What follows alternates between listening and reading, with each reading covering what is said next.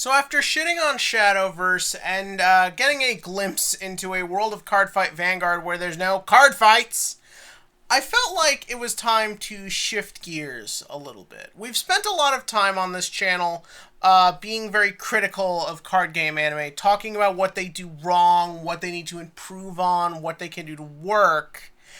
I think it's about time we sort of talk about what they've done right, what they've given us, what has actually worked about them.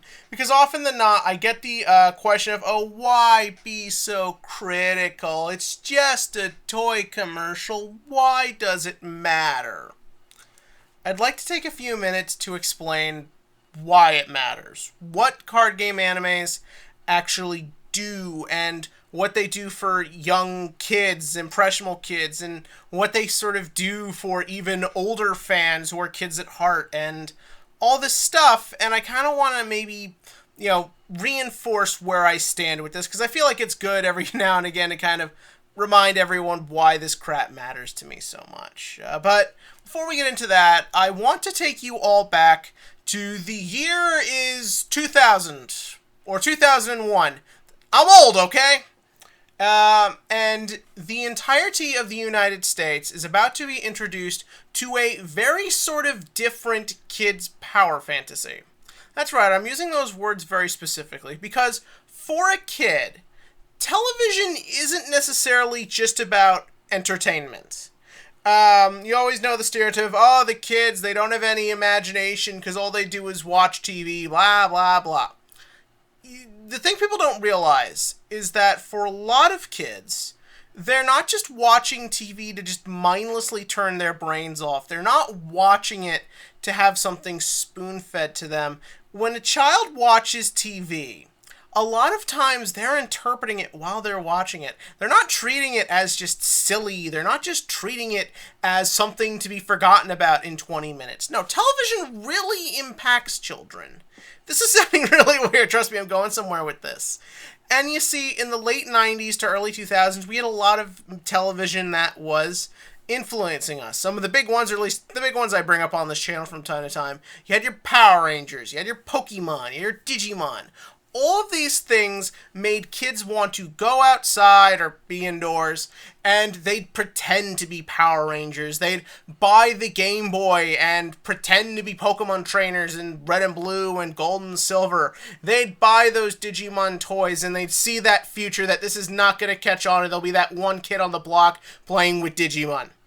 The point I'm trying to get at is that kids were imagining things based on these adventures, and they had their own adventures. And I was one of these kids too, because I was a 90s kid, because again, I'm fucking old, people.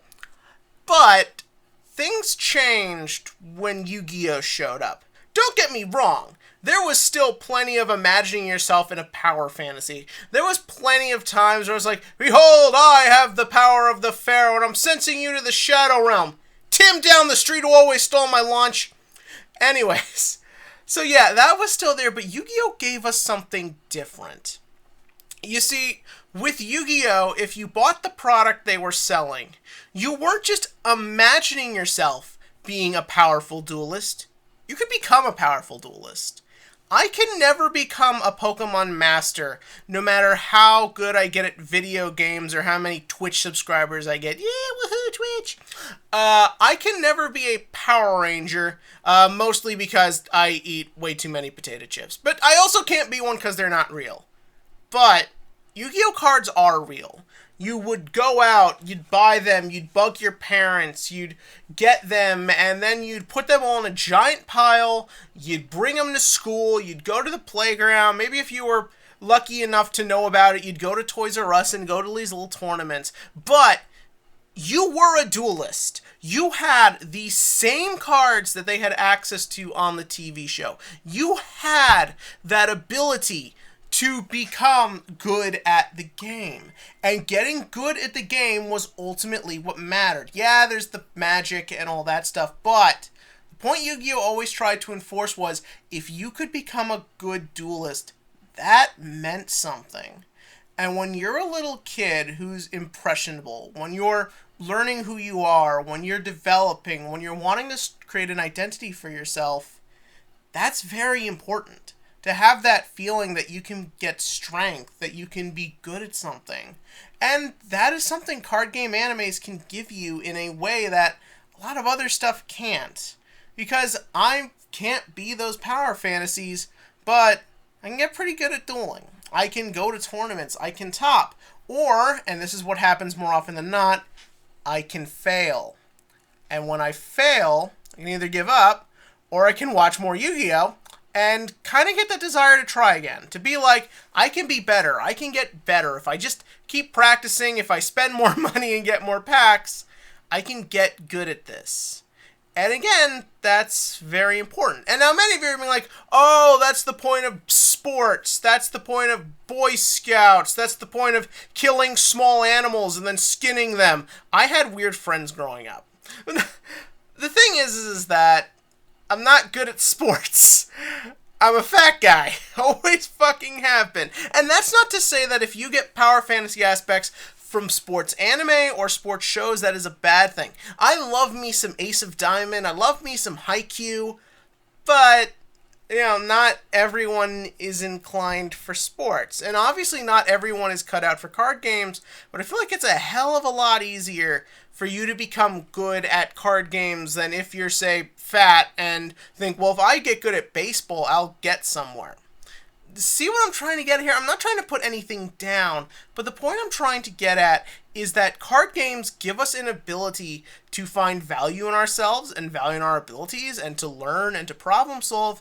And a lot of that comes from these animes. A lot of it comes from that desire to be like the character from the show, but then as you evolve and get more into the hobby, you actually find that you've gone beyond that. This isn't just a TV show you're emulating.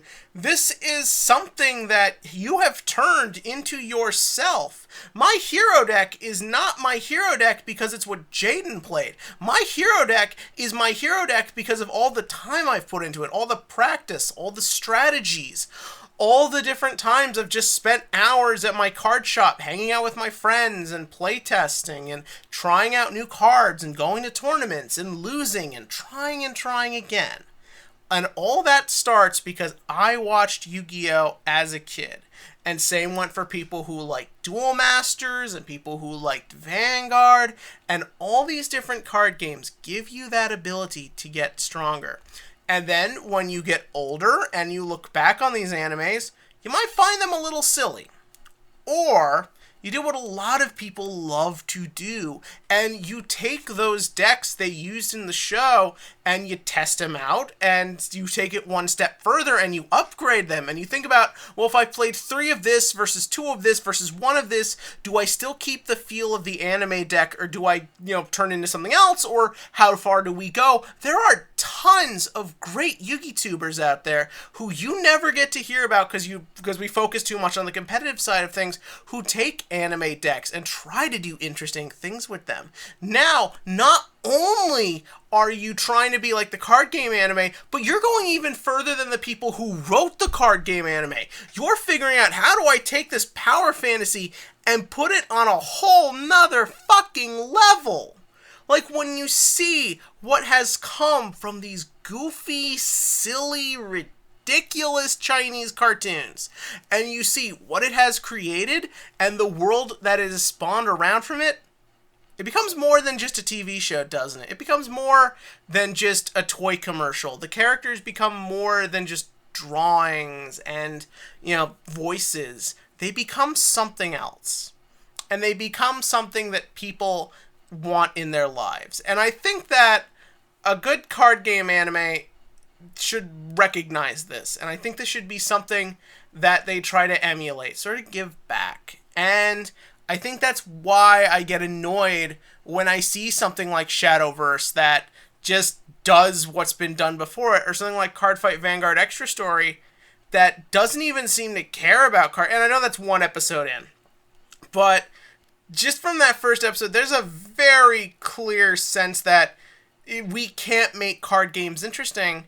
That's what these franchises don't realize, is that card games have turned into a hell of a lot more than just something goofy to do or something to spend money on. They've become a world all in of themselves. And the ultimate irony of the animes never realizing this is that they created it.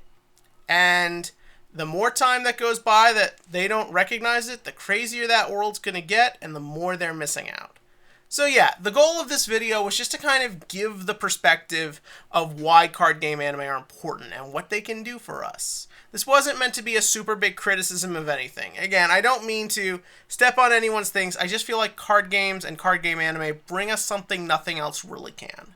But what do you think? Do you agree with me on that? If you don't, it's totally fine. Tell me your perspective in the comments below. And as always, click to like, click to subscribe, and join me as we talk about more card game anime in the future.